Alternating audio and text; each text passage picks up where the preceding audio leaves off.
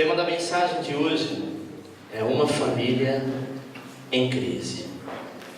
O que nós vamos citar hoje, amado, é uma realidade do que tem acontecido em muitas casas, em muitas famílias, começando pelas nossas. E já há alguns dias nós estamos falando a respeito desse assunto, porque se eu começar por você, pela tua casa, toda a sua geração e toda a sua descendência passará por essas crises ou piores, e é onde virá maldições. Porque por muitas vezes nós ouvimos a palavra de Deus e achamos que a palavra de Deus é só para os outros. Na verdade, ela começa em nós. Não adianta você ouvir e não colocar em prática. Não adianta você ouvir e dizer assim: não, mas comigo não é bem assim, é diferente, eu tenho o meu jeitão. O teu jeitão é o jeitão da palavra de Deus. Amém? Ou tu não é cristão, você é apenas simpatizante. Porque quando o Senhor naquele dia for nos justificar as nossas obras, Ele vai usar a palavra. E Ele vai te chamar a respeito do teu comportamento, da tua família, dos teus filhos, das tuas atitudes. Hoje, quando nós estamos diante do juiz, ele julga qualquer pessoa pela lei, não é verdade? A nossa lei chama-se Palavra de Deus. E é essa que o Senhor vai nos apresentar naquele grande dia. Marcos capítulo 5, versículo 21 diz assim: E passando Jesus outra vez de um barco para o outro lado, ajuntou-se a ele uma grande multidão, e ele estava junto do mar.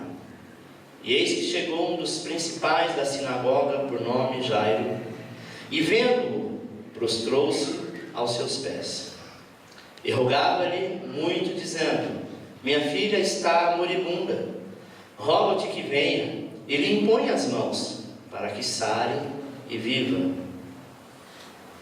E foi com ele, e seguia-o uma grande multidão que o apertava. Versículo 35. Estando ele ainda falando, chegaram alguns dos principais da sinagoga, a quem disseram: A tua filha está morta, para que enfadas mais o mestre? E Jesus, tendo ouvido essas palavras, disse ao principal da sinagoga: Não temas, crê somente. E não permitiu que alguém o seguisse, a não ser Pedro, Tiago e João, irmão de Tiago. E tendo chegado à casa do principal da sinagoga, viu um alvoroço e os que choravam muito e pranteavam. E entrando, disse-lhe: Por que vos alvoroçais e chorais? A menina não está morta, mas dorme. E riram-se dele. Porém, ele, tendo-os feito sair, tomou consigo o pai e a mãe da menina, e os que com ele estavam, e entrou onde a menina estava deitada. E tomando-a pela mão da menina, disse-lhe: Talita cumi, que traduzido é: Menina, a ti te digo, levanta-te. Amém? Oremos a Deus. Eterno Deus e Pai, eu sei que essa palavra hoje, Talita cumi, virá sobre a tua igreja, porque as famílias aqui representadas ficarão de pé, e todo o alvoroço, Senhor, cairá por terra, porque muitos dizem e nada podem fazer, mas o Senhor, quando entra na história, o Senhor entra para mudar toda a crise que há em cada casa, em cada família, em nome de Jesus. Uma das coisas que hoje mais se falam, e tem muitos simpatizantes e adeptos disso que eu vou dizer, e já tem isso como uma única verdade, é que família é uma instituição falida, e é uma mentira do diabo. O diabo quer falir a família, porque sem família não há filhos, sem família não há continuidade de geração, sem família não se faz a vontade do Senhor. Você está entendendo? Hoje, o que mais se prega é a liberdade, de expressão, é a liberdade de sentimento, é o que as pessoas querem ou não querem fazer, e da seguinte maneira: olha, eu faço o que eu quero, ninguém tem nada contra a minha vida, ninguém tem que tomar conta de nada, eu faço o que quero. Essa é uma verdade, até que isso não venha incomodar uma lei divina, um princípio divino. E nós temos vivido várias situações, dentre as tais famílias hoje, que já não são mais papai e mamãe, né? Agora é papai, papai, e mamãe. Mas é uma verdade. E enquanto houver ainda a possibilidade de criarem filhos e multiplicarem, muito bem. Mas imagina, papai e papai não pode gerar filho. Aí nós entramos num outro problema, que é a barriga de aluguel, onde as pessoas perdem o amor pelo filho e vendem parte do seu corpo para gerar uma criança para dar a outra. Parece que tem uma novela da Globo que está falando a respeito disso. E já não tem mais vínculo. É isso que tem acontecido. Essa é a vontade do diabo: minar a família, tirar o amor próprio, tirar a unidade, tirar, sabe, a responsabilidade. Eu vou falar um negócio aqui, talvez alguns vão dizer: nossa, pastor, é muito forte o senhor dizer isso, mas é uma verdade. Antigamente, o que era primordial na vida de uma mulher era a virgindade. Hoje, nas escolas, se alguma garota disser, dependendo da idade, que é virgem, ela é vítima de deboche e de bullying.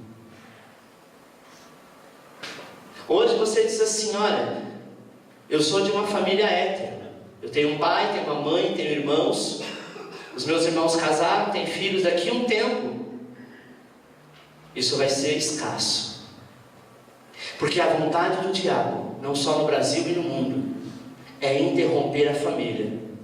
Mas Deus nos trouxe hoje para orar por esta família, que é a minha família, a sua família, é a família desta nação. Glória a Deus. Sabe, irmão, por mais que nós entendemos a opção sexual de cada um, nós estamos aqui discutindo a respeito disso, e não estou aqui criticando. Às vezes as pessoas me olham e dizem assim: nossa, o pastor, ele é totalmente, sabe, contra isso. Eu sou contra o casamento homossexual, sabe? O casamento que eu falo é no sentido de querer obrigar a lei ou obrigar a igreja a fazer isso. Não sou contra que duas pessoas se gostem, independente do sexo, o problema é delas, dentro de quatro paredes, não.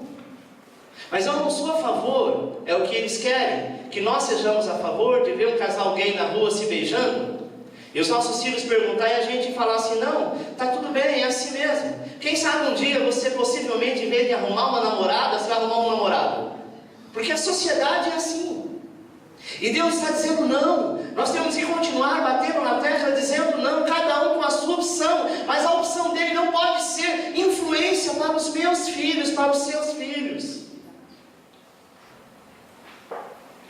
Quando a sociedade diz que casamento é uma instituição falida, eu não posso trazer isso para a minha família e dizer: olha, filho, mulher não presta.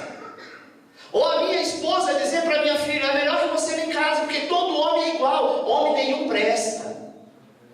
E ele vai crescer, ou ela vai crescer, que a outra pessoa, que seria o seu cônjuge, do sexo oposto, não presta. O que presta é do mesmo sexo, porque entende.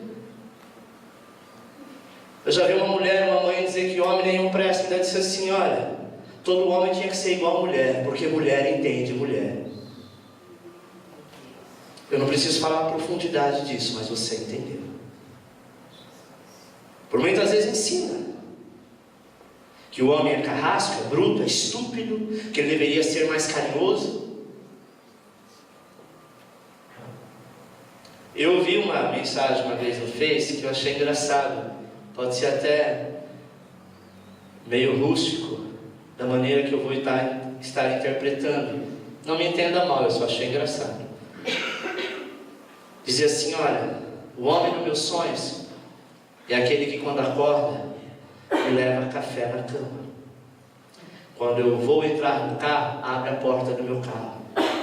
Que é sensível quando eu tenho que discutir a relação, quando eu tenho que falar dos assuntos, que sempre está pronto a servir e é sempre dócil. Quando eu escolho uma roupa, ele é o primeiro a dizer se está bonito ou se está feio. E se estiver feio, ele sabe falar com jeito e com cuidado. Aí embaixo está escrito assim: esse homem não existe. E se ele existir, ele é gay.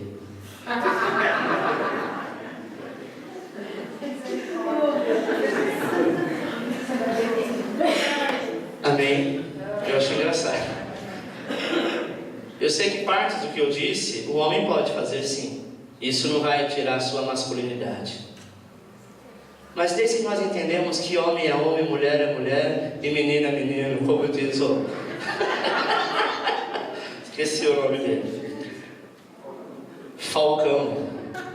Sábio Falcão. Homem é homem, não, mulher é mulher, homem é homem, menino é menino, é verdade. Irmãos, não adianta a gente querer trazer a nossa família para os nossos dias de hoje. E isso é culpa da minha geração, da nossa geração. Eu sou de uma geração em que o meu pai olhava um pouco mais firme para mim, e eu entendia o que ele quis dizer. Só que nós repudiamos isso. A geração dos anos 60, dos anos 70, sabe, a geração das revoluções. A geração que os jovens saíam na rua e testificavam e questionavam. Essa geração cresceu e hoje é pai e mãe, são avós. Essa geração que não aceita dar um tapa no filho, não aceita corrigir, não aceita a palavra submissão, nem a mulher para o homem, nem os filhos em relação aos pais. Nós somos essa geração que fomos criados e dizemos assim: eu não vou criar meu filho desse jeito. E hoje nós temos o resultado. Uma geração que quando dois adultos estavam conversando, uma criança ia passar no meio, ela se abaixava. A geração de hoje diz que isso é careta, que isso é quadrado, que isso é humilhação, isso é respeito. A família está em crise porque nós, na geração dos anos 60, quisemos mudar. A geração hippie, a geração rebelde, quis mudar. E a geração de hoje não suporta tal mundo do jeito que é. E daqui a um tempo, ou o negócio vai entortar, ou vai ser no sentido contrário. Eu espero que seja no sentido contrário. Sabe, meu irmão? Uma geração corrupta. Uma geração. E eu li recentemente que 70% das crianças, sabe, que se diz que são provenientes de igreja, família evangélica, estão internadas na antiga FEBEM. Muitas delas têm nomes bíblicos. Sabe por quê? Porque a igreja antigamente ela tinha regra. E a igreja de hoje, se colocar regra, como é uma geração rebelde, ela simplesmente não dá ouvido. Até as igrejas que pregavam usos e costumes tiveram que deixar. Tudo bem que forçavam um pouco, mas, amado, uma ordem precisa ser cumprida, independente se é bíblico ou não, até onde é bíblico, mas aquela é a razão. Mas a geração rebelde, ela questiona tudo. Se não estiver do teu jeito, da tua maneira, da maneira que você enxerga o mundo, então eu não aceito. E aonde a gente olha hoje e diz assim: por que Deus não atua na igreja como atuava há 30, 40 anos atrás? Porque Deus quer que nós andemos em obediência. E a geração de hoje é uma geração rebelde. Tão rebelde que acostuma e vê as coisas normais. Eu acabei não trazendo, mas eu prometo que talvez no próximo domingo eu passe isso até a ceia.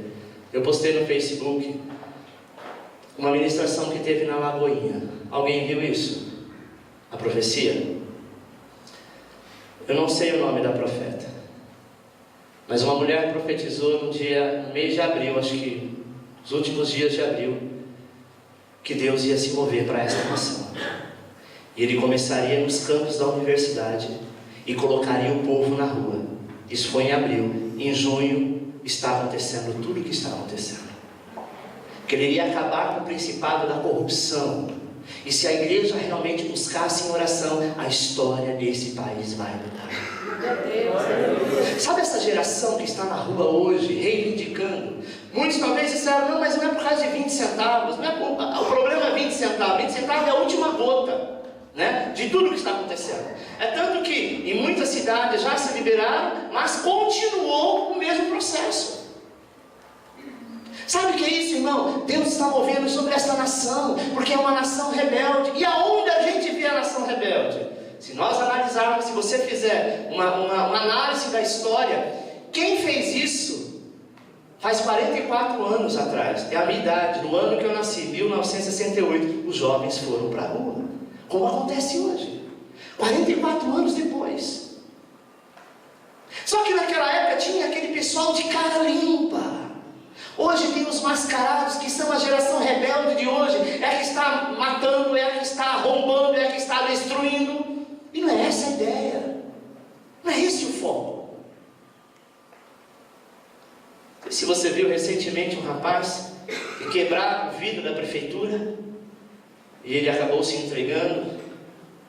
Filho de gente que tem dinheiro. Consequentemente, acreditamos que teve uma boa educação. Mas o que ele estava expressando nada mais era uma rebeldia que estava dentro dele. Da seguinte maneira: se não fizer do jeito que eu quero, então eu quebro tudo.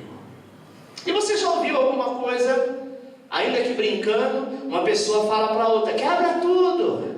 É uma expressão normal de revolta que há na família, porque a família está em crise.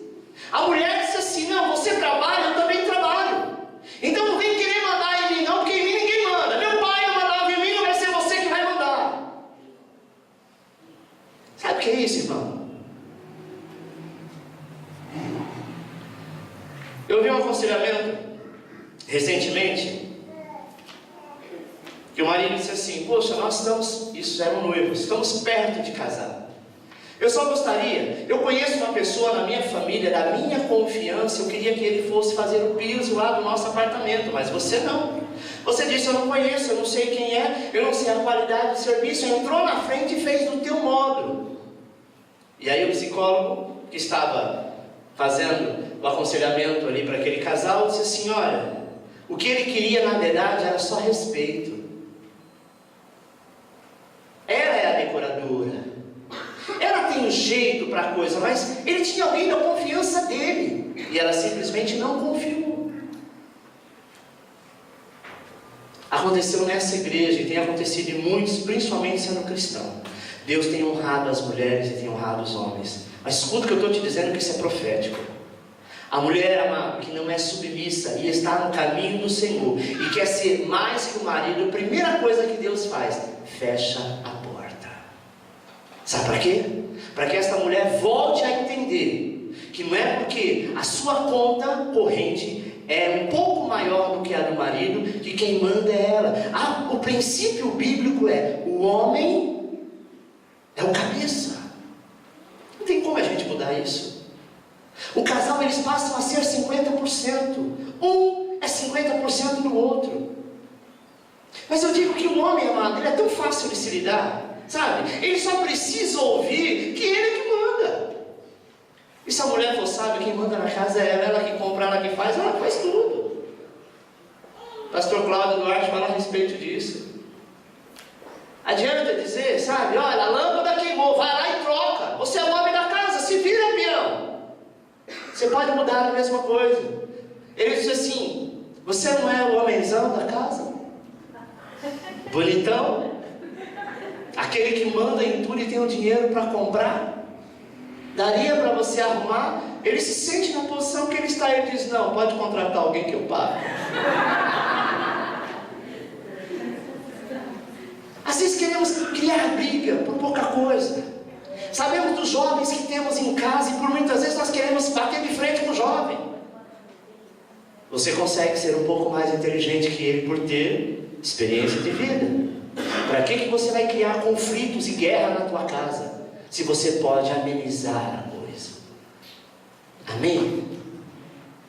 Tem mulher que diz assim: eu quero separar do meu marido porque eu já não aguento mais, toda vez ele deixa chinelo no meio da sala e toalha molhada em cima da cama.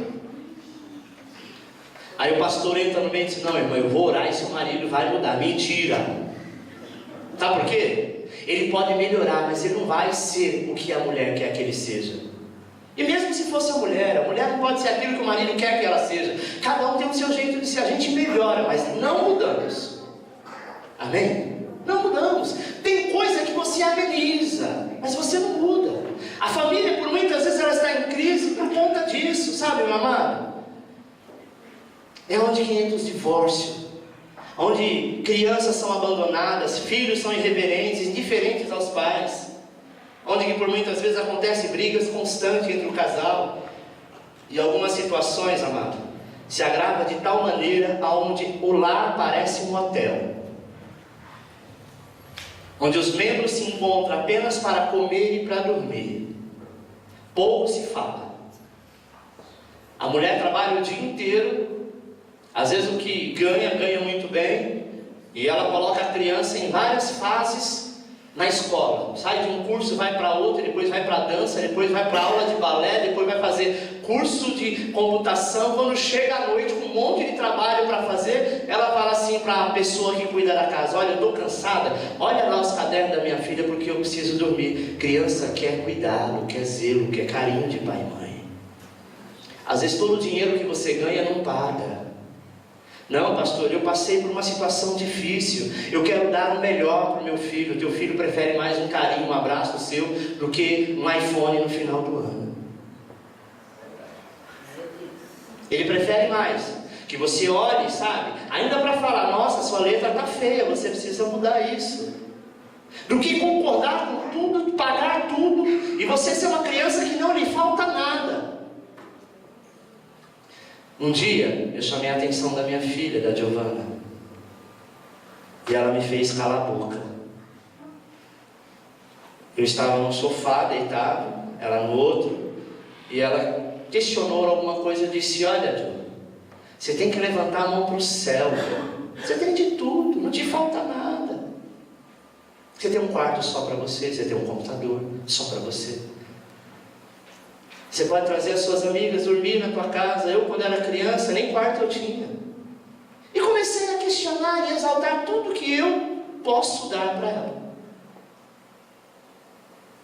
E ela disse: pai, eu só queria que você parasse um pouquinho e conversasse comigo. Ela está ouvindo isso agora, ela não sabia disso.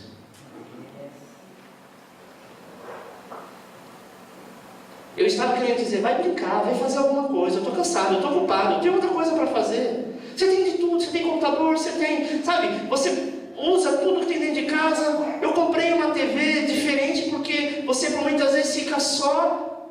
Eu disse: pai, eu só queria que você falasse comigo. Difícil, né, irmão? E assim como eu errei, todos nós erramos a cada dia. A família está em crise, porque nós estamos pensando em ser consumista, um país capitalista, onde o quanto você tem, muito mais você quer. Eu sou de uma época que, quando não se tinha o que comer direito, quantas vezes minha mãe dividia, um exemplo, um ovo para meia dúzia, e todo mundo comia. Na minha casa não tinha, sabe, essa como tem hoje. Você monta uma mesa de café da manhã, você põe bolacha. Bolacha naquela época, Deus me livre, isso era luxo. Recheada então, meu Deus. O que tinha era uma parcela, uma almofada, que hoje tem na Casa do Norte. Quando você mora no pão, ela vira 3. Sabe, era difícil, irmão. Hoje a criança: eu não gosto disso, eu não gosto daquilo, eu não como isso, eu não como aquilo. Sabe por quê? Não que eu queira que os nossos filhos passem necessidade, mas eles não sabem o preço de cada coisa. Amém? Olha que lindo, o Toninho saiu lá do lugar dele para ficar ao lado da esposa. Isso mesmo, Toninho. Você é um exemplo. Quando a gente crescer, queremos ser igual a você. Amém? Então, amado, família é isso, sabe? É você dividir o que tem, não é pela quantidade. Uma vez eu era criança, não faz muito tempo, eu estava na rua onde eu morava, e a minha casa era uma das únicas casas que não tinha chuveiro, né? Eu já contei isso aqui, que pra gente tomar banho tinha umas latas de 18 litros, e eu, como era o caçula, eu sempre tinha que buscar madeira na rua, né? E olha que legal, eu era feliz com isso. Às vezes a gente ficava meio constrangido, porque moleque sempre quer tirar sarro de outro, né? Mas eu envolvia os meus amigos para ir buscar pau comigo. E a gente entrava de mágoa dentro, às vezes furava o pé em prego, sabe? E voltava com aquele monte, e eles achavam aquilo lindo. Porque na casa deles tinha chuveiro, na minha casa não, era uma bacia quase do tamanho desse palco, sabe? Enorme, e colocava água ali, todo mundo tomava banho, chuveiro era luxo. E nós éramos tão felizes, irmão. E hoje eu vejo pessoas indo para as drogas, se suicidando. Tem tudo dentro de casa, mas não tem o primordial, que é a família. Às vezes nós estamos muito preocupados, sabe, em estudar. A sociedade, a nação que nós vivemos hoje, infelizmente se tornou uma nação capitalista. Você vale o que você tem. E quanto mais você tem, mais você quer. E você tem que trabalhar muito para manter o seu padrão de vida. Eu já citei para alguns pais aqui, eu sempre digo isso como exemplo. Seu filho nunca vai lembrar da roupa que você deu para ele. O dia que você fez uma comida diferente para ele, não vai lembrar. Isso são coisas básicas, no dia a dia. O trocado que você deu para ele comprar doce, quando saísse da escola, o lanche que levava na escola. Oh meu Deus, o lanche na minha época era luxo. Não tinha lanche não, irmão. Não tinha lanche não. E assim, quando é uma coisa muito triste, você lembra, né? Eu lembro de um lanche uma vez que eu levei na escola. E não tinha o que pôr no lanche. Não sei se vocês já ouviram falar de um creme chamado amendocreme. Isso é do tempo que amarrava cachorro com linguiça, né? Esse amendocreme era um estouro, né? Imagina, minha mãe está aqui e não me deixa mentir. Eu não tinha dinheiro para comprar amendocreme. Não é como hoje, que tudo é barato, né? Hoje tudo é muito barato. Tudo é muito fácil ter, não é? Não tinha o que levar. Eu falei para minha mãe, o que eu vou levar para a escola? Ah, disse, tem pão aí, mas o que eu vou botar no pão? Não tinha o que botar. Minha mãe fez sopa. E tinha uns pedacinhos de carne e tal, e eu, sempre meio gulosinho eu era, né? Coloquei, enchi de sopa, enrolei naquele papel que se enrola antigamente, aqueles filão de pão, né? Aquele papel meio branquinho, levei para a escola. Ah, no viagem, agora no recreio. Olha as coisas que a criança dá valor. Eu tirei, abri a minha bolsa e tirei o meu lanche. Eu tinha um amigo, o Anselmo. Normalmente nos encontros na parte de libertação, eu sempre conto isso. Que ele gostava de debochar de mim, mas eu gostava dele, sabe? Ele era meu amigo, debochava, mas... E ele era um rapaz que era ele, a irmã dele, o pai dele trabalhava na Ford, era na Mercedes, não sei. Na época ganhava bem, né? Então ele sempre tinha lanche para amendocrem. E quando ele, né, falou, nossa Alexandre, você trouxe lanche? Eu trouxe. Mas eu não vou dizer o que tem dentro. Mas não precisou, irmão. Porque ele estava do meu lado, ele era muito debochado. Eu sofri bullying não sei quantos anos por conta do que eu vou dizer. Quando eu dei uma mordida no meu lanche, imagina, pão amanhecido, já estava murcho. Que eu puxei, veio 4 fiapos de macarrão. Agora imagina, por mais molho que tinha aquilo lá, aquele macarrão ficou branco. E eu não sabia se eu engoli o macarrão, se eu jogava fora. Eu sei que parece que toda a escola voltou os olhos. Quando eu assisto aquele seriado Todo Mundo Odeia o Chris, tem hora que eu me coloco naquilo lá, porque eu já passei por algo semelhante. Sabe, irmão? Mas era feliz, não tinha amendocrem. Não tinha dinheiro para levar lanche, mas era feliz. É a família que eu tenho, nós somos unidos. Já aconteceu muitas coisas na nossa família, mas nós somos unidos. Hoje, os filhos de hoje têm tudo, não falta nada. E a primeira coisa que faz é abandonar os pais. Na hora da enfermidade, na hora do problema, simplesmente ignora. Quantos matam, quantos, sabe, infelizmente se envolvem com outras situações e não tem mais valor de família. Hoje é natural você ir na casa do pai e da mãe no dia das mães. Isso está acabando. A geração de hoje não quer saber disso. É muito individualismo, sabe? E por muitas vezes dentro da casa é como um campo de batalha, ou como um posto de gasolina, onde as pessoas só vão se abastecer para depois ficar brigando. Como inverter então, meu amado, este quadro? Como transformar um lar como um lar de exemplo, de bênção? Eu preciso trazer para o meu lar o princípio e os objetivos de Deus. Porque a família, amado, ela é a sua base. E é isso que nós temos que ensinar aos nossos filhos. Amém? Isso que nós temos que ensinar aos nossos filhos. Eu, quando a Giovana era criança, Eu sempre fui muito brincalhão, irmãos. Embora que as pessoas me vejam, imaginem que eu sou bastante sério. Eu sou sério no altar, fora daqui eu sou um palhaço. Eu sempre brinquei muito com a minha filha, e quando ela chorava eu dizia, não, vou devolver porque eu comprei você. E ela por muitos anos, quando ela era pequenininha, ela acreditava que eu tinha comprado ela no mercado. Então, a pressão que eu fazia sobre ela, né, errado, mas era uma forma de brincar e dizer, olha, se você chorar, vou te devolver no mercado porque me venderam como propaganda enganosa. Você não é aquela menina doce que você era. E algum tempo ela ficava, sabia que eu estava brincando, mas no fundo ela falava assim, pai, será que é verdade? Ah, você está brincando. Eu olhava bem sério e dizia, você acha que eu estou brincando? Hoje ela sabe, hoje não adianta mais dizer, né? Nada disso. Mas por muito tempo a gente brincou. E um dia desses, eu falei isso para ela, ela disse assim, pai, eu sei que é brincadeira.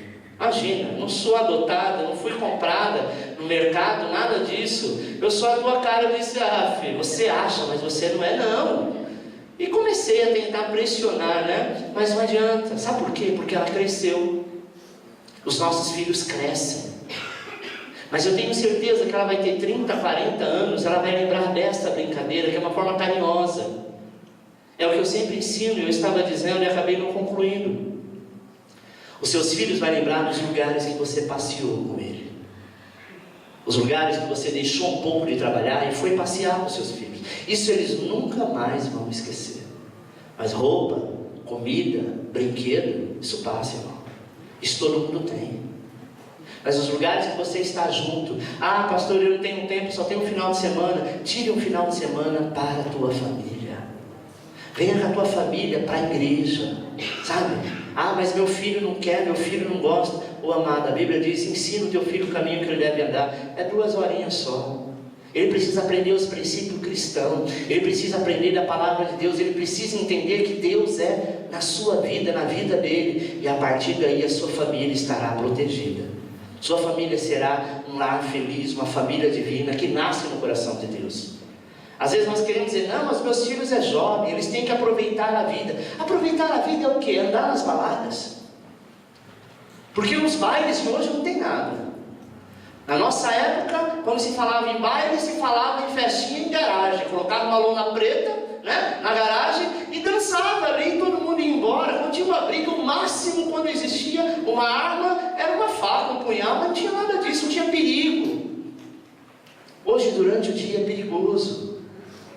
Então é melhor que os seus filhos fiquem com os jovens da igreja, participem, sabe, entre eles, saiam entre eles, e não deixa ninguém de fora perfurar esta barreira que foi Deus que tem colocado. Às vezes a gente pensa assim, mas eu tenho dó porque eu conheci tantas coisas. Eu não desejo para minha filha os lugares por mais belos que eu passei na minha infância ou na minha mocidade. Sabe por quê? Porque não é como naquela época.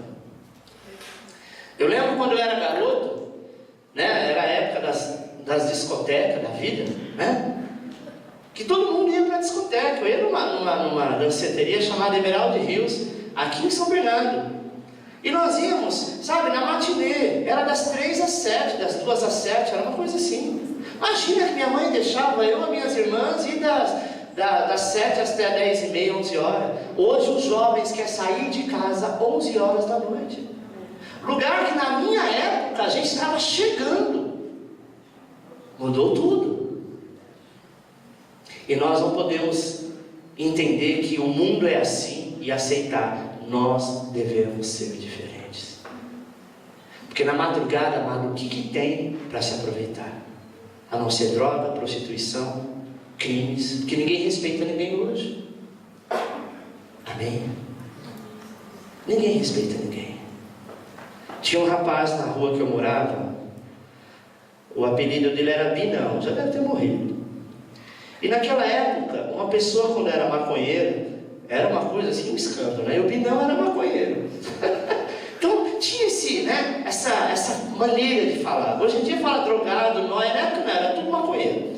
Então o Binão era maconheiro, já tinha sido preso, mas ele era amigo do meu pai, porque meu pai conhecia a família dele, assim, 3 casas depois da nossa morava ali. E um dia minhas irmãs estavam vindo dessas festinhas de sábado, 10h30, 11 horas da noite, e alguém tentou se engraçar com elas. Ele entrou no meio, daqueles outros bandidos e disse: olha, com essas fulanas aí ninguém mexe, que elas é filha do seu Zequinha, que era meu pai. Ninguém toca, respeita. E elas tinham passagem livre. Sabe por quê? Porque naquela época tinha princípio. Se fosse hoje, era uma guerra de quadrilha, uma disputa de território. Até para ser bandido naquela época tinha respeito. Não é verdade? Hoje em dia não tem isso não. Naquela época é assim, bandido não assaltava a sua área, não é? Hoje em dia assalta. Der moleza, os próprios da rua, os primeiros a roubar. Porque os princípios familiares acabou. Mas Deus quer que a igreja ore por conta disso, para buscar isso. Amém? Eu tenho certeza que Deus tem grandes projetos para a tua vida, meu amado. Deus tem grandes coisas para fazer na tua vida. Amém? Para Deus, a família é um plano essencial de alcançar este mundo. A família moderna hoje está doente, está recalcada, está com muito alvoroço, como diz esse texto. A Bíblia diz que um dia Jesus entra numa casa e ele encontrou uma família lá bem parecida com a realidade de hoje. E o que ele fez naquele dia? O que Jesus pôde fazer para aquela família e para a sua família? Ponto 1. A família está enferma. Marcos 5:23. E rogava-lhe muito, dizendo: minha filha está moribunda. Rogo-te que venha e lhe impõe as mãos, para que sare e que viva. Doenças, amado, infelizmente têm assolado alguns lares. Doenças como egoísmo, ressentimento, ausência de perdão. Eu não me lembro nenhuma vez, e nem nos dias de hoje, tentar, sabe, trazer à memória alguma surra que a minha mãe me deu. E olha que era quase todo dia, se não era todo dia, né, mãe? Às vezes era 2 no dia. Aí eu vou dizer, tudo bem, minha mãe era um pouco estressada, mas eu também não valia nada. Era um molequinho terrível. Agora eu posso dizer, não, eu sou revoltado com a minha mãe, porque um dia deu um tapa na minha cara, puxou meu cabelo, fez coisa parecida. Minha mãe às vezes não gosta muito das minhas histórias, sabe? Porque às vezes ela está envolvida. Uma vez eu aprontei uma em casa, dessa surra eu não me esqueço. Eu apanhei uma cebola. Minha mãe ficou tão irritada, porque ela ia me bater e eu fiquei rodeando em volta da mesa. E ela para, e eu não queria parar, ela foi ficando vermelha, nervosa. Tinha uma cebola, parecia um melão, desse tamanho em cima da mesa. Ela catou aquela cebola e falou: se você não parar, eu vou jogar. Eu disse: ela vai jogar, porque ela não tinha terror com ela. Quando ela jogou, eu abaixei. Tinha um armário, e antigamente aqueles armários de madeira com vidro no fundo, as prateleiras, vários copinhos, tá? Essa coisa que mulher guarda. Não sobrou nada. Aquele dia eu apanhei do bravo. Minha mãe batia na gente com uma palmatória, que a gente tacou fogo. Aí ela arrumou uma escova de escovar sapato, sabe? E a gente apanhava. E minha mãe dizia assim: conforme a arte era a quantidade de bolo. Bolo é pancada.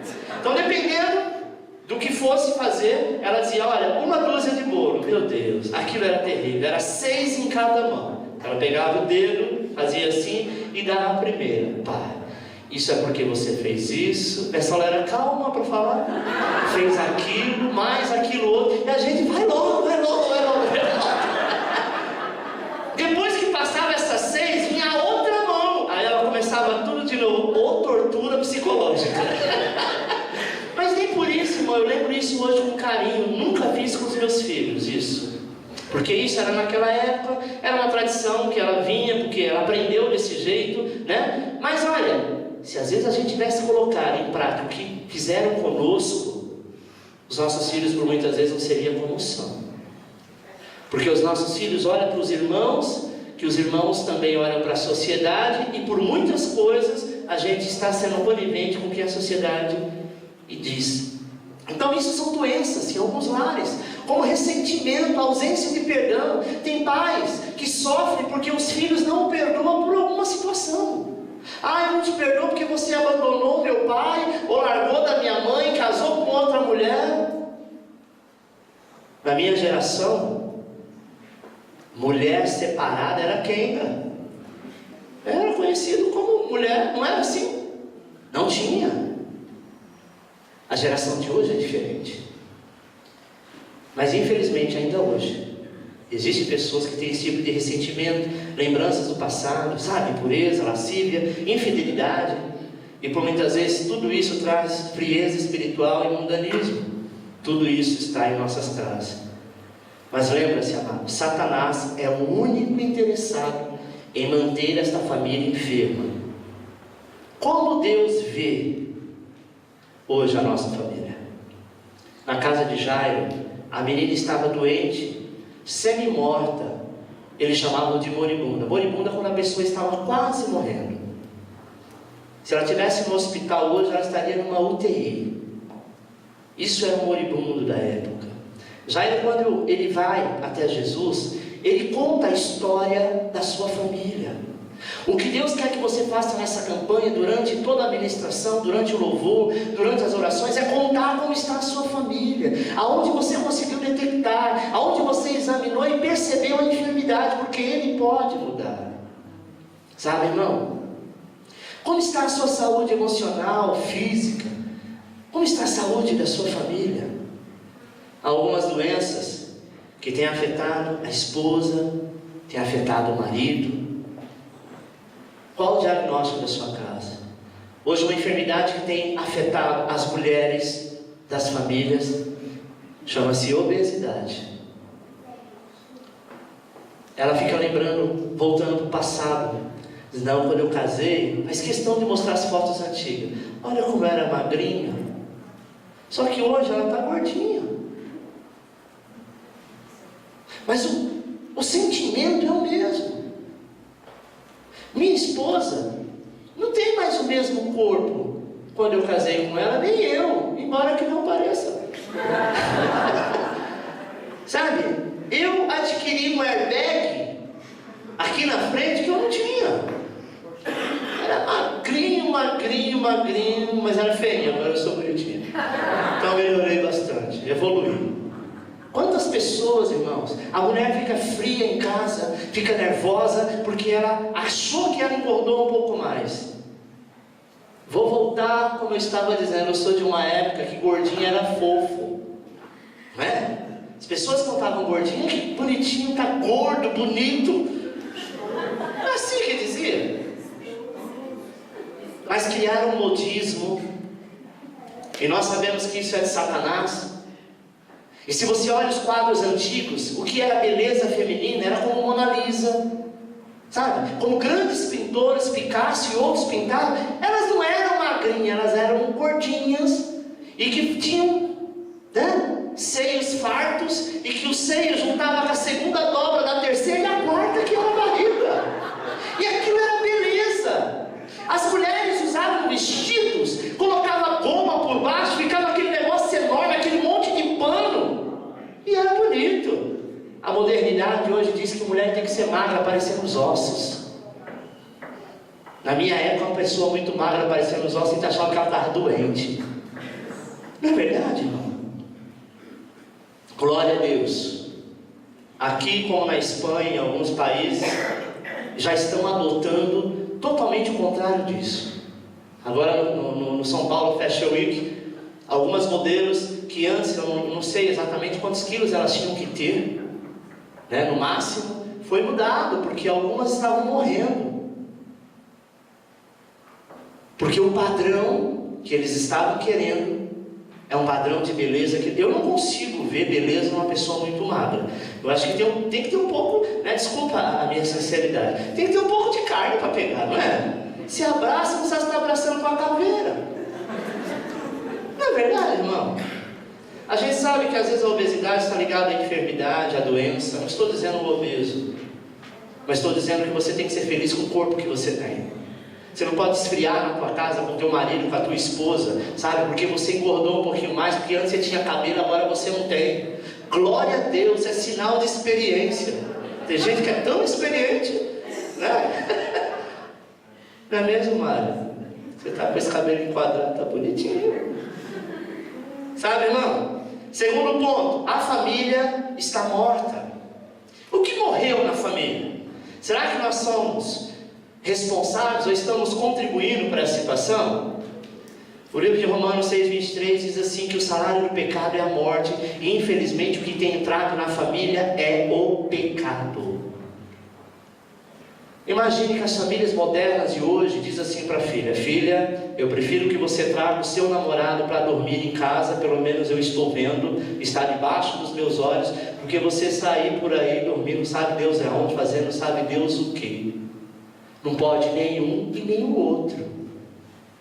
Filho tem que sair da casa para um relacionamento depois do casamento. Não tem esse negócio: ah, pai, você é quadrado, você é careta. Devemos ser quadrado e careta, porque a Bíblia diz, amado, que o princípio bíblico ele tem que estar em primeiro lugar, independente se a modernidade, se o mundo mudou. E daí o mundo? A minha casa é o meu mundo, não é o mundo lá de fora.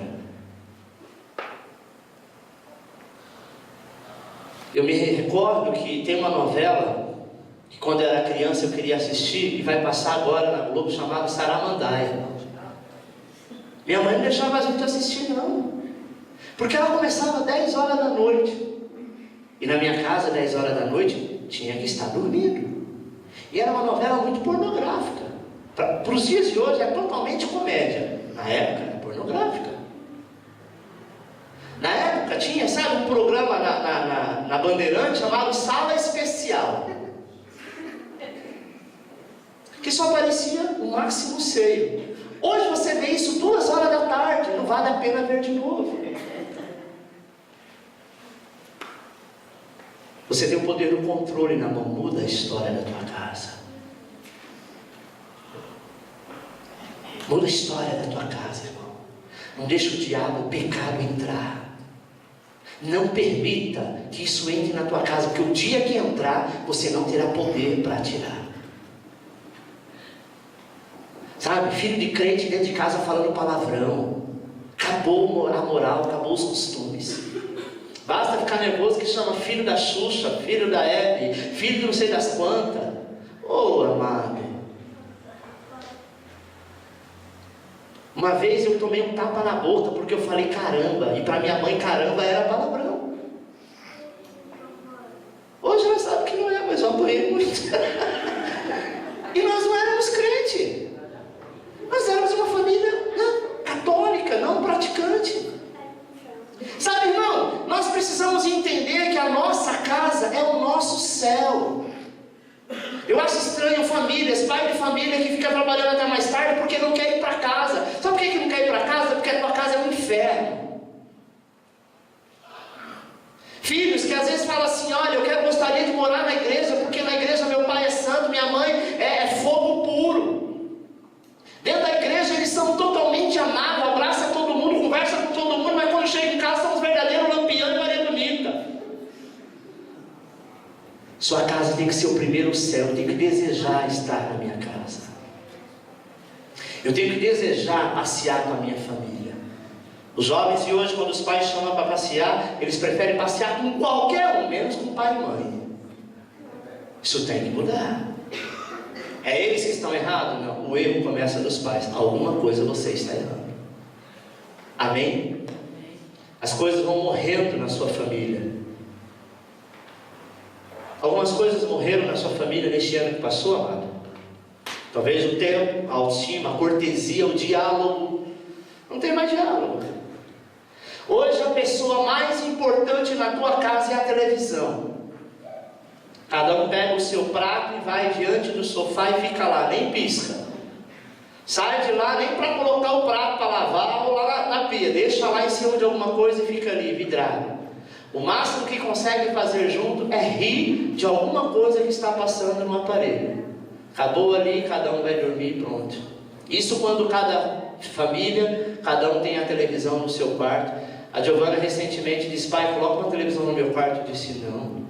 Mas por quê? Não é só puxar um fio? Até poderia. Mas o dia que eu fizer isso, sabe o que vai acontecer? Você tem 10 anos. Logo, logo você vai entrar numa fase que qualquer coisa voa para o meu quarto. E aí vai criar um individualismo. E isso é natural.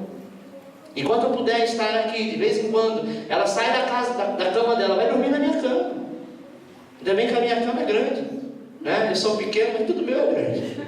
Então, vai lá. Às vezes a gente acha ruim, mas no fundo, enquanto houver esta unidade, enquanto houver essa necessidade de estar junto, não reclama não, meu irmão. Deixa teu filho te abraçar, deixa ele dormir na tua cama de vez em quando, deixa ele ser família, porque é isso que muitas vezes o mundo quer que ele perca. Não tem o que fazer? Vai fazer pipoca, fica na sala, bota um colchão na sala, junta com teus filhos, vai assistir sessão da tarde, um filme qualquer. Mas tem essa unidade, porque isso o diabo quer acabar. Amém? Os teus filhos hoje, eles são pequenos, e é muito fácil, mas vai chegar uma idade que eles não vão querer mais. Mas se você sustentar isso, a sua base agora, enquanto ele é criança, eles vão crescer, amado, e você pode estar morando do outro lado da terra, você pode ter certeza que vira e mexe, ele vai na tua casa, porque ele sente falta da tua presença. Conheço pais e mães que choram, porque os seus filhos não vão te ver, e não moram longe não, e deram de tudo, e fizeram de tudo, talvez passaram mais tempo reclamando, xingando, batendo, brigando, do que dando carinho, a autoestima, o amor, a fé. Muitas famílias estão de luto. Jeremias 9:21 diz assim: porque a morte subiu pelas nossas janelas e entrou em nossos palácios para exterminar as crianças das ruas e os jovens das praças. Era natural antigamente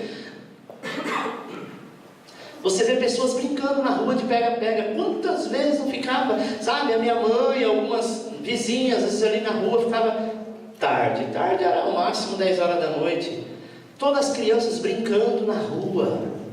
Um brincava de mãe da rua, o outro de pega-pega, o outro esconde-esconde, duromora. Eram as brincadeiras da época. Não era assim? Hoje você talvez venha algum interiorzinho, bem afastado da capital, e isso ainda existe.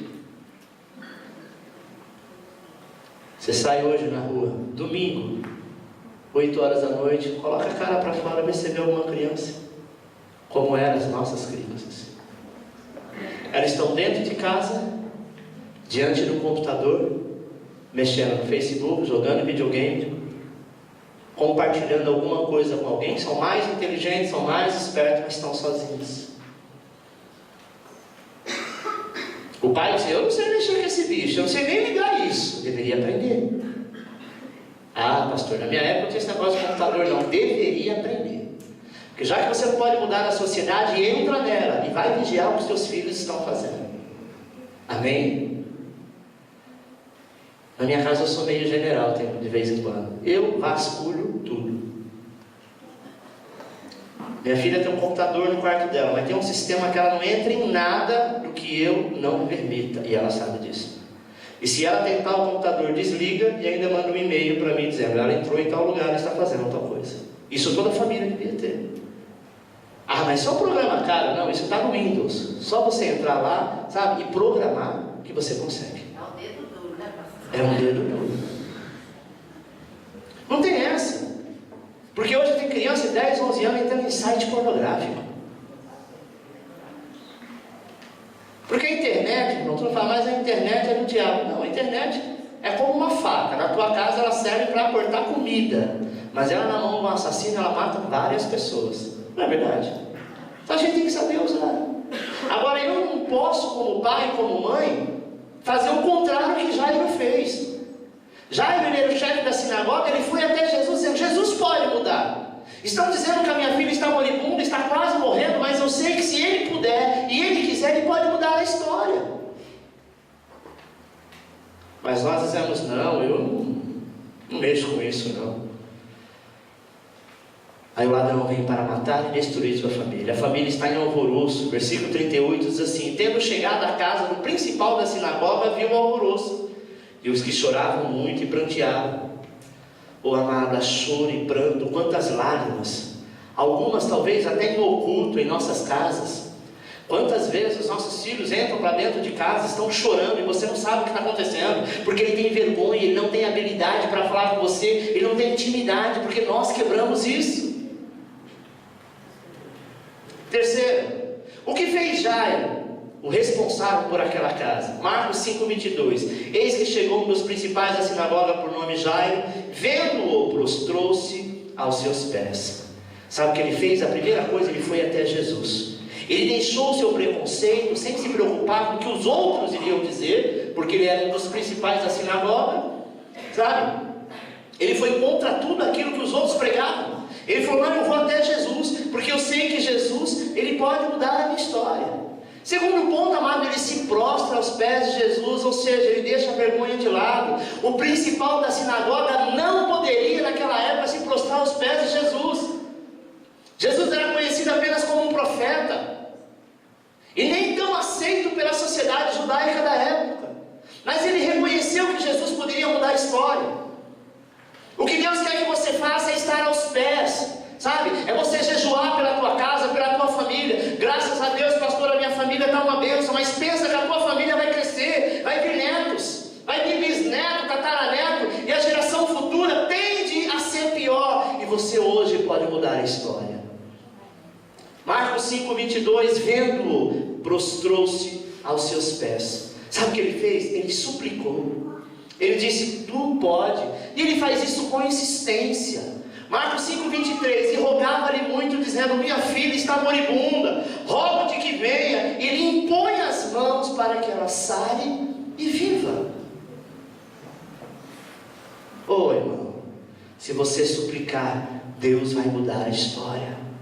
Salmo 50:15 diz: invoca-me no dia da angústia, eu te livrarei e tu me glorificarás. 4. O que Jesus fez em favor deste lar. Marcos 5:24, e foi com ele a menina e sua família, e seguiam uma grande multidão que o apertava. Jesus está disponível hoje para entrar na tua casa, mudar a tua história, mudar a tua família. Eu sempre faço questão de falar para os meus filhos como eu fui criado. Falo da minha visão, naquilo que eu achava que era exagero da época, mas que nunca critiquei. E eu agradeço, porque nós tínhamos uma forte tendência, amado, de ser talvez drogados, porque eu andei com drogados. Eu andei com pessoas que, sabe, não valia nada. Eu com 15 anos de idade, quando eu fiz 15 anos, eu dei um baile de rock na minha casa. Eu só andava com camisa do AC/DC, do Black Sabbath, do Iron Maiden, sabe? Eu era metido a roqueiro. Nesse dia, né? Eu chacoalhei tanta cabeça, dançando, que minha mãe não esquece disso, que eu fiquei alguns dias, quando alguém falava comigo, eu virava assim, porque eu não tinha força, tanto que eu balançava a cabeça. Eu queria ser descolado. Meus amigos eram roqueiros, era moda na época ser roqueiro. Graças a Deus por uma fase que passou. Só que os meus pais foram sábios. Não jogaram pedra, não criticaram, até porque eles não entendiam direito. Só que nesse dia que eu fiz um baile de rock na minha casa, tinha um quintal grande, uma varanda grande, chegou tanto roqueiro, tanta gente, que eu fiquei com medo. Porque eu conhecia os roqueiros, meus amigos, sabia quem era a família deles, não era drogado, não era nada, mas chegou cada gente estranha, que aquele foi o dia em que eu abri os olhos e disse: isso não é mundo para mim não, porque Deus me livre, me envolvo com uns trem desse, você é maconheiro. Não vou dar esse desgosto para os meus pais, porque eram todos, estavam usando gente, não na frente de casa, mas nas esquinas, usando droga. E naquela época, eu tenho 44, vou fazer 45, 30 anos atrás, irmãos. 30 anos atrás. Eu conto essa história para os meus filhos. Sabe por quê? Porque eles têm que entender que a gente, quando dá um conselho, é porque nós já vivemos numa outra época, mas passamos pelas mesmas coisas. Quantos pais não conversam com os filhos? Os filhos não querem conversa. Não é porque eles não querem, é porque nós bloqueamos para que eles possam falar. Não queremos ouvir o que eles têm para dizer. E você precisa estar aberto a ouvir. Jesus está disponível para ir com você na tua casa. Ele quer te trazer uma palavra de ânimo. No versículo 36 ele diz isso. E Jesus, tendo ouvido essas palavras, disse ao principal da sinagoga: não temas, crê somente. Se a tua família está enferma, amado, se está havendo um alvoroço na tua casa, creia, Deus quer mudar a sua história. Jesus, ele tomou aquela menina, aquela situação pelas mãos. Versículo 41 diz: e tomando a mão da menina, disse-lhe, Talita cumi, que traduzido é, menina, a ti te digo, levanta-te. Não adianta jogar pedra no filho, no marido, na esposa, porque alguma coisa ruim aconteceu. Aconteceu, e aí? Sabe qual é o projeto da família? Abraçar. O abraçar não quer dizer que você é conivente, mas você também não pode jogar fora. Porque se você lançar fora, o traficante lá fora adota, o diabo vai adotar. Errou, caiu, vou fazer o quê? Traz para perto de você. E diz para o teu filho, para o teu esposo, para a tua esposa, para a tua família: eu não aprovo isso, mas eu também não aprovo te perder. Aconteça o que acontecer, eu estou contigo. Isso é família, irmão. Porque o dia que nós pecamos, nós erramos e nós caímos, o Senhor não nos lançou fora, mas Ele estendeu as mãos, porque nós somos povo de Deus, família de Deus. Amém? Dói mais para um filho, quando ele errou, quando ele caiu, você abraçar e dizer: olha filho, eu repudio isso que você fez, mas você ainda continua sendo meu filho e minha filha. Isso é um tapa que dói mais do que você der uma surra nele. Amém? Porque não adianta agora não tem mais jeito, aconteceu. Amém? Jesus restaurou-lhe aquela vida. No versículo 42 diz: e logo a menina se levantou e andava, pois já havia 12 anos, e assombraram-se com grande espanto. Tudo que Jesus fez, amado, na casa de Jairo naquele dia, Ele pode fazer na tua família hoje. Mas é preciso que você entregue os seus problemas, é preciso que você entregue tudo nas mãos dEle. Amém?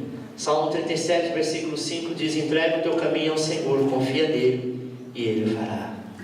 O Senhor está desejoso que a sua casa seja como a casa do justo Jairo.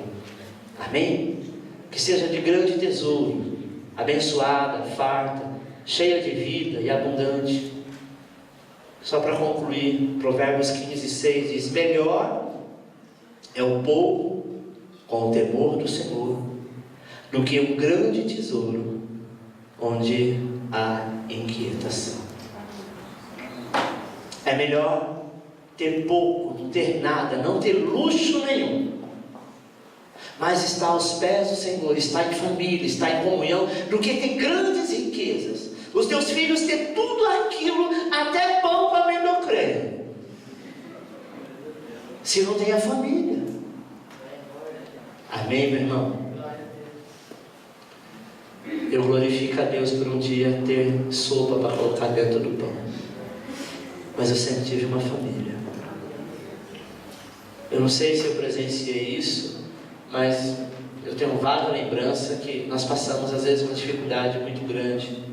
Eu me recordo que meu pai, nós chegamos da Bahia aqui para São Paulo, eu era muito pequeno, não demorou muito tempo, meu pai teve uma doença chamada meningite, e meningite naquela época matava. Todos nós, a família já estava preparado que meu pai iria morrer. Imagina, minha mãe com 8 filhos. Parece que quem trabalhava era só a Laídes, o meu irmão mais velho e a outra minha irmã Adelaide. Oi? Só era meu irmão mais velho e a outra irmã. Amém? E um monte de barrigudinho, morando na casa dos outros. Depois nós alugamos uma casa. Era difícil. Meu pai não tinha estudo, ele trabalhava numa empresa, né? Hoje é próximo aqui no Piraporinha, daquele mercado Açaí, uma firma chamada Carfris, uma coisa assim. Onde é o mercado Açaí, né? E sabe, irmão, e todo mundo achava que ele ia morrer. E estava ele e uma outra pessoa no Hospital São Bernardo. Ele saiu ileso, e essa outra pessoa que conseguiu salvar também saiu, mas parece que teve um problema de paralisia em partes do corpo. Mas foi uma vida muito difícil. E às vezes eu via os meus pais, sabe, reduzindo, talvez até no prato deles, para que a gente tivesse no nosso. Eu me recordo que quando eu era criança, eu adorava pão, porque a gente não tinha. E eu ia num lugar, numa venda, porque não tinha padaria. Era um lugar lá que vendia uma mercearia, um barzinho. E eu sempre gostei muito de miolo do pão. E foi eu e o primo comprar o pão. Era 3, chamava de filão, né? Aquele pão grande, não tinha pãozinho na época. E eu resolvi dar uma beliscada pro pão, sabe, no finalzinho do pão. E eu dei uma, e eu achei que tinha que dar outra. Meu primo falou, não, deixa eu dar uma beliscadinha. E quando foi ver, chegou em casa, metade do pão não estava oco. Porque a gente tinha comido tudo. E eu disse, como que eu vou falar para minha mãe? Ele disse, é simples. Vira o pão. A parte do buraquinho, a hora que ela olhar, vai estar inteiro. Mas e quando ela vê se fala, não fui eu? Ô, irmão. Olha como eu lembro, viu? E eu disse, não fui eu. Minha mãe falou, o quê? Sem vergonha, mesmo que... Mas, irmão, não houve revolta, não houve nada disso. Não importa a maneira que seus pais tenham te tratado, não importa a maneira que vocês são crianças, que às vezes nós como pais somos um pouco radicais em alguma situação. A Bíblia diz que quando a gente corrige é porque ama. Deus corrige aqueles a quem Ele ama. Amém? E você tem tudo o que você tem. Às vezes seu pai, sua mãe tem dificuldade de chegar até você e dar um abraço, mas você tem. Quebra isso. Ele tem vergonha do quê? Você abraça até os outros na rua com tanta falsidade. É tão fácil. Dizer, nossa, você é meu amigo, você é meu chefe preferido. Mentira. Abraça seu pai, a tua mãe, o teu irmão de igreja. Você pode ter diferença com ele, mas nós somos irmãos em Cristo. Nós somos uma família consolidada. Amém, meu irmão? Amém. É isso que Deus quer. A família na tua casa e a família na igreja. Porque quando você precisar, é esta família que você vai recorrer. E é esta família que vai te abençoar. Aplauda o Senhor, querido.